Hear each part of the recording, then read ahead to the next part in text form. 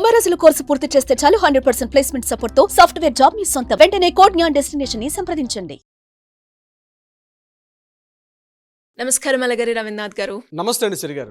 Famous YouTuber భయ్యా సన్నీ యాదవ్ పైన online betting apps promote చేస్తున్న కారణంగా ఎఫ్ఐఆర్ నమోదు చేయడం జరిగింది. అండ్ అందులో భాగంగానే ఆయన అబ్స్కాండ్ అయి భారత్ బార్డర్ దాటి పాకిస్తాన్ వెళ్లారు అన్న టాక్ కూడా మనం వింటూ ఉన్నాం. దానికి సంబంధించే లుక్అవుట్ నోటీస్ అలాగే రెడ్ కార్నర్ నోటీస్ అంటూ ఈయన మీద ఫైల్ చేయడం జరిగింది కేసు. ఇంతకీ అది ఏంటి సార్? లీగల్ పరంగా అది ఏ రకంగా అంటే ఎప్పుడు పెడుతూ ఉంటారు? బెట్టింగ్ యాప్స్ ప్రమోషన్లో భాగంగా సుమారుగా 25 మంది సెలబ్రిటీలు, యూట్యూబర్స్ కావచ్చు, లేకపోతే సినిమా తారలు కావచ్చు, వీళ్ళ మీద 25 మంది మీద పంజాగుట్ట పోలీస్ స్టేషన్, అదేవిధంగా మియాపూర్ పోలీస్ స్టేషన్లో ఎఫ్ఐఆర్లు అయితే నమోదైంది. ఇందులో ఎవరైతే ఉన్నారో ఆల్మోస్ట్ చాలా వరకు ప్రతి ఒక్కరు రావడం, పోలీసుల యొక్క విచారణలో పోలీస్ స్టేషన్ పిలవంగానే వెళ్ళడం అనేది ప్రాథమిక ఇది కాబట్టి ప్రతి ఒక్కరు కూడా వెళ్ళడం, మాట్లాడడం కూడా ఇటీవల మనం చూస్తున్నాం. కానీ మొట్టమొదటిగా ఎవరి మీద అయితే కేసు నమోదైందో భయ్యా సన్నీ యాదవ్ అన్నటువంటి వ్యక్తి మీద, ఆ భయ్యా సన్నీ యాదవ్ మాత్రం ఇండియాలో లేకుండా అతను విదేశాలకు పారిపోయాడు అన్నటువంటి ఇటీవల వార్త మనకు వినిపిస్తుంది. అతను బంగ్లాదేశ్లో ఉన్నాడని, లేదా పాకిస్తాన్ ఉన్నాడని, లేదా అమెరికా పోయాడని, దుబాయ్ పోయాడని రకరకాల వార్తలు, ఊహాగానాలు వినిపిస్తున్నాయి. అంటే ఇటువంటి సందర్భాల్లో, అంటే ఇట్లా విదేశాలకు పారిపోయిన సందర్భాల్లో పోలీస్ డిపార్ట్మెంట్ నుంచి లీగల్ పరంగా కొన్ని నోటీసులు ఇష్యూ చేస్తారు. దాన్ని లుక్అవుట్ నోటీస్ అంటారు. Lookout notice and red corner notice అంటారు. నేను లుక్అవుట్ నోటీస్ గురించి ముందుగా చెప్తాను. లుక్అవుట్ నోటీస్ని ఎల్ఓ నోటీస్ అంటారు. ఎల్ఓ నోటీస్ అనేది మనకి సిఆర్పిసి 41A 41B ప్రకారం కూడా చేస్తారు. అదేవిధంగా కోర్టులు అయితే సిఆర్పిసి 482 ప్రకారం ఈ కోర్టులు కూడా ఇష్యూ చేస్తాయి. ఏమిటి లుక్అవుట్ నోటీస్? దీనిలో వర్డ్లో ఉంది లుక్అవుట్ నోటీస్. అంటే దీనికి ఎఫ్ఐఆర్తో సంబంధం ఉండదు. అంటే తీవ్రమైనటువంటి నేరాలు చేసిన వాళ్ళు కానీ, హత్యలు చేసే వాళ్ళు కానీ, లేకపోతే టెర్రరిస్టులు కానీ, భారతదేశంలో ఒక మారణహోమం సృష్టించే వాళ్ళని, అంటే అసలు ఊహించడానికి కూడా ఇబ్బంది లేనటువంటి తీవ్రమైనటువంటి నేరాలు చేసి ప్రజలను మోసం చేయడం కానీ, చీటర్స్ కానీ, ఆర్థిక లావాదేవీలు కానీ, ఇతరత్ర ఏదైనా ఒక క్రైమ్ చేసినప్పుడు సందర్భాల్లో ఏం చేస్తారంటే ఆ వ్యక్తులు విదేశాలకు పారిపోకుండా అక్కడ ఉన్నటువంటి డిపార్ట్మెంట్స్కి వీళ్ళు నోటీసులు పంపిస్తారు. అంటే ఏంటి, ఇప్పుడు షిప్పులు ఉంటాయి, షిప్పులు ఉండే ఓడ తీర ప్రాంతాల్లో కావచ్చు, అదేవిధంగా ఎయిర్పోర్ట్లు, వీళ్ళన్నిటి కూడా అక్కడ ఆల్రెడీ ఈ యొక్క నోటీస్ వెళ్ళిపోతుంది. పలానా వ్యక్తి ఈ ఫోటోతో సహా వెళ్తుంది అనమాట. వెళ్ళంగానే ఎవరైనా వ్యక్తి అక్కడ ఈ దేశం నుంచి వేరే దేశంలోనికి ఇమిగ్రేట్ అయ్యే సందర్భంలో కానీ, పారిపోయే సందర్భంలో ఇమీడియట్గా ఇక్కడ ఎయిర్పోర్ట్లో ఉన్నటువంటి అధికారులు కావచ్చు, లేకపోతే నౌకాశ్రయాలు, పోర్ట్లు, ఇటువంటి ఏరియాలో ఉన్నటువంటి వ్యక్తుల్ని అక్కడ ఇమీడియట్గా వాళ్ళని కస్టమ్స్ వాళ్ళు చెక్ చేసేటప్పుడు కూడా వాళ్ళని మళ్ళీ హ్యాండ్ ఓవర్ చేసుకుని పోలీస్ డిపార్ట్మెంట్కి పంపించడం కోసం అని చెప్పి ఆయా డిపార్ట్మెంట్ వాళ్ళకి హెచ్చరిక ఇస్తారు. ఇక్కడ ఏదైనా అయితే దీనికి ఎఫ్ఐఆర్ నమోదంటే కొన్ని సందర్భాల్లో ఎఫ్ఐఆర్ నమోదవుతుంది. కొన్ని కేసులు మనం వింటుంటాం. కొన్ని రకాల కేసుల్లో సన్నగా ఈరోజు ఎయిర్పోర్ట్లో ఒక వ్యక్తిని పట్టుకున్నారని, లేకపోతే పోర్టుల దగ్గర ఒక వ్యక్తిని పట్టుకున్నారని చెప్పి బాంబే పోర్టు, లేకపోతే కలకటా, చెన్నై పోర్టులో పలానా ఒక క్రిమినల్ని పట్టుకున్నారని చెప్పి కూడా మనం వార్తలు చూస్తుంటాం.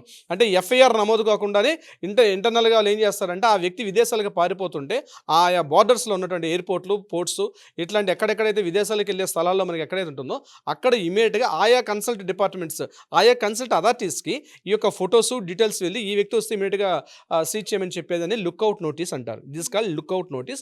ఇది పోలీసులు ఇష్యూ చేస్తారు, లేకపోతే న్యాయస్థానాలకు కూడా ఇమీడియట్గా కోర్టు నుంచి కూడా ఒక నోటీస్ ఇష్యూ చేస్తే ఇమీడియట్గా అన్ని డిపార్ట్మెంట్లకు వెళ్ళిపోయి కూడా లుక్అవుట్ నోటీస్ ప్రకారం ఆ వ్యక్తిని సీజ్ చేస్తారు. దీన్ని లుక్అవుట్ నోటీస్ అంటారు. రెడ్ కార్నర్ నోటీస్ అనేది ఇది కాస్త పవర్ఫుల్గా ఉంటుంది. రెడ్ కార్నర్ నోటీస్ అంటే ప్రపంచ దేశాల్లో ఉన్నటువంటి అన్ని దేశాల్లో కూడా ఒక పోలీస్ వ్యవస్థ ఉంది. ఏ దేశాల్లో జరిగిన అన్నిటికీ కూడా దాన్ని ఇంటర్పోల్ వ్యవస్థ అని అంటారు. ఇంటర్పోల్ ఇంటెలిజెన్స్ డిపార్ట్మెంట్ వాళ్ళు పనిచేస్తుంటారు. అంటే అంతర్జాతీయ నేరస్తులు ఈ దేశం నుంచి పారిపోయి ఇంకో దేశానికి, ఇంకో దేశంలో పారిపోయి ఇంకో దేశాన్ని ఇంతటినే పనిచేయడం కోసం చెప్పి కొన్ని దేశాల సమూహంతో ఇంటర్పోల్ అనేటువంటి ఒక వ్యవస్థ పనిచేస్తుంటుంది. ఇంటర్పోల్ వాళ్ళు ఏం చేస్తారంటే ఈ నోటీస్ ఇష్యూ చేస్తారు. ఇంటర్పోల్ వాళ్ళు ఇష్యూ చేసే నోటీస్ని రెడ్ కార్నర్ నోటీస్ అంటారు. అంటే పలానా పాకిస్తాన్లో ఉన్నా, లేకపోతే ఎక్కడ అమెరికాలో ఉన్నా, దుబాయ్లో ఉన్నా, కువైట్లో ఉన్నా, ఏ దేశాల్లో ఉన్నప్పుడు కూడా ఇమీడియట్గా ఈ యొక్క కన్సల్ట్ న్యూస్ ఆ ఇంటర్పోల్కి వెళ్తుంది. ఇంటర్పోల్ ఏజెన్సీ డిపార్ట్మెంట్ వాళ్ళు ఏం చేస్తారంటే ఎక్కడున్నా పట్టుకొని మళ్ళీ ఆయా దేశాలకు పంపించే వ్యవస్థ ఒకటి ఉంది.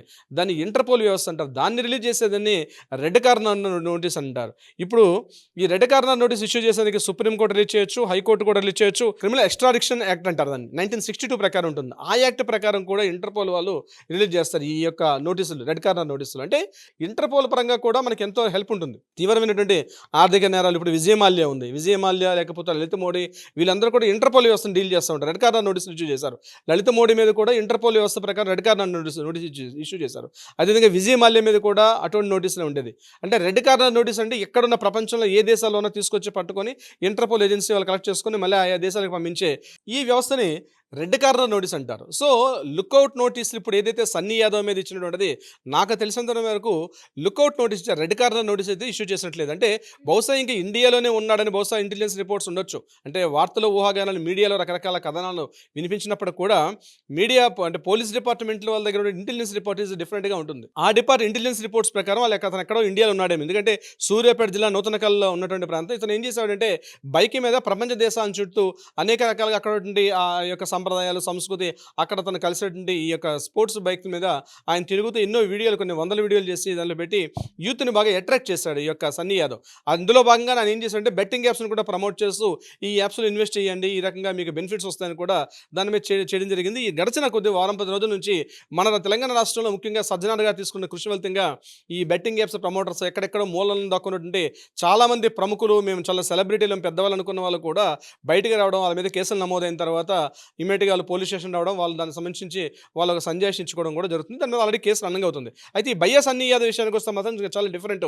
ఇంతకుముందు వైజాగ్లో లోకల్ బాయ్ నాని అని చెప్పి ఆయన ఆల్రెడీ ఇంతకుముందే ఆయన అరెస్ట్ చేసి ఆయన్ని అక్కడ ఆల్రెడీ జైల్లో ఉన్నారు. ఆయన లోకల్ బాయ్ నాని. ఇక్కడ ఈ విషయానికి వచ్చినట్లయితే మన బయ్యా సన్నీ యాదవ్ ఇతను పాకిస్తాన్ వెళ్ళిపోయాడని, బైక్ మీద విదేశాలు దాటి వెళ్ళిపోయాడని చెప్పి సో లుక్అవుట్ నోటీస్ ఇచ్చారు అంటే నా అర్థం ఏంటంటే అతను విదేశాలకు వెళ్ళలేదు, భారతదేశంలోనే ఉన్నాడు ఉన్న సందర్భంలోనే అన్ని ఎయిర్పోర్ట్స్, పోర్ట్స్ అన్నింటిలో కూడా లుక్అవుట్ నోటీస్ ఇచ్చినట్టుగా ఉంటుంది. ఎందుకంటే వీళ్ళు పై దేశాలకు వెళ్ళిపోయారంటే మళ్ళీ వాళ్ళని ఐడెంటిఫై చేసి పట్టుకోవడం ఉంది. రెడ్ కార్నర్ నోటీస్ ద్వారా అది ఇంటర్పోల్ ద్వారా కొంచెం కష్టం, అంటే ఇమీడియట్గా జరిగే పని కాదు, కొంత టైం పడుతుంది. కానీ దేశంలో ఉండేటప్పుడు ఏ మారుమూల ప్రాంతం, అస్సాం నుంచి నాగాలాండ్ అట్లాంటి ఈశాన్య రాష్ట్రాలు మొదలుకొని కర్ణాటక, కేరళ, భారతదేశంలో ఏ మూల ఉన్నా, ఏ జంగిల్లో ఉన్నా పట్టేసుకుంటారు.